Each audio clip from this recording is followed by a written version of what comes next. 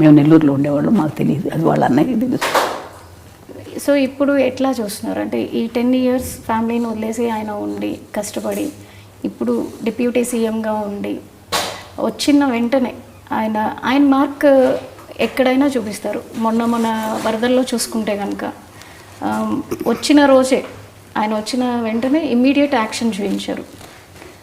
వచ్చాను, తను పని చేసుకున్నారు. అట్లాగే ఎన్నైతే మనకి పంచాయతీలు ఉన్నాయో ప్రతి పంచాయతీకి డబ్బు అందాలన్న ఉద్దేశంతో ఆయన పంచాయతీలకి డైరెక్ట్గా అమౌంట్ని డొనేట్ చేయడం జరిగింది.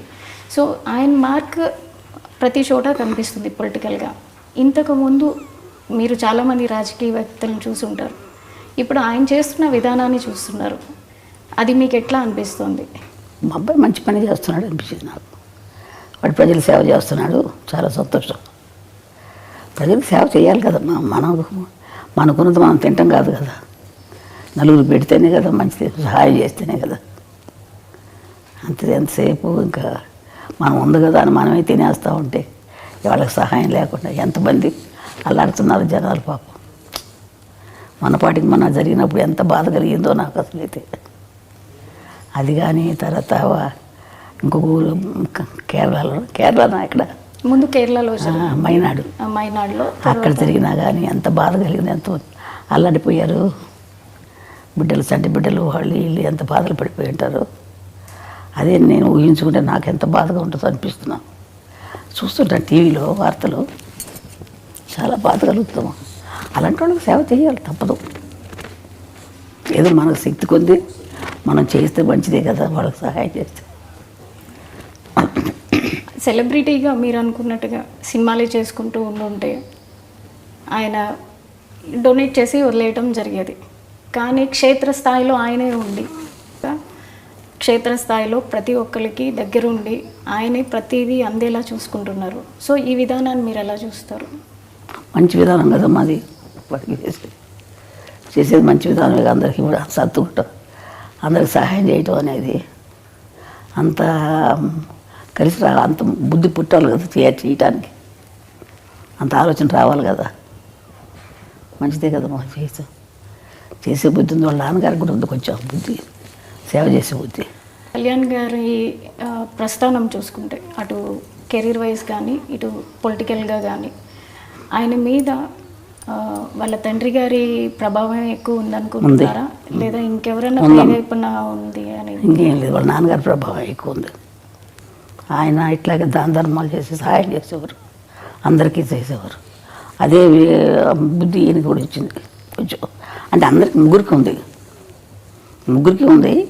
కొంచెం. ఈయన ఎక్కువ రాజకీయాలు ఉండబట్టి ఎక్కువగా కలిగేసుకుంటారు. సినిమా ఫీల్డ్లో ఉండగా కూడా అందరికీ సహాయం చేసేవారు, సినిమాలు యాక్ట్ చేసేటప్పుడు కూడా. ఇప్పుడు మీరు డిప్యూటీ సీఎంగా మీ అబ్బాయిని చూస్తున్నారు, తర్వాత నెక్స్ట్ ఇంకేమన్నా ఎదగాలని అనుకుంటున్నారా? ఏ స్థాయిలో మీ అబ్బాయిని చూడాలనుకుంటున్నారు? నేను అంత ఆశ లేదమ్మా నాకు, నేను అంత ఆశపడలేదు, అంత ఆలోచించలేదు. దేవుడు ఎలా చేస్తారో జరుగుతుంది అంతే. అంటే నేషనల్ వైడ్గా కూడా ఆయన మార్క్ పొలిటీషియన్గా మిగతా పొలిటీషియన్తో కంపేర్ చేసుకుంటే కనుక కళ్యాణ్ బాబు గారు వెళ్తున్న విధానం కావచ్చు, అటు డివోషనల్గా కావచ్చు, బీజేపీతో అలయన్స్ అవటం వల్ల కావచ్చు, ప్రతి ఒక్కరిలోనూ ఒక చైతన్యం వస్తుంది. సో ఆయన నేషనల్ లీడర్గా ఎదగాలని మీరు కూడా అందరితో పాటు ఆశిస్తున్నారు అనుకుంటా. వాడు ఇప్పుడు అనుకోలేదు కదా ఇలా ఇప్పుడు సీఎం అవుతాడు, అదే అలా జరుగుతుంది, ఆటోమేటిక్గా అవి జరుగుతాయి అట్లా. అంతే కదా, మనం ఆలోచించేది కొద్దిగా జరగవు కదా. దేవుడు ఎట్లా చేసుకుంటారు, భగవంతుడు ఎట్లా చేస్తాడు అట్లా చెప్తాడు. పవన్ కళ్యాణ్ గారు వారి తండ్రి గారైన వెంకట్రావు గారి నుంచి చాలా వరకు ఆయన బుద్ధులే క్యారీ ఫార్వర్డ్ అయినాయి అని మీరు చెప్పారు.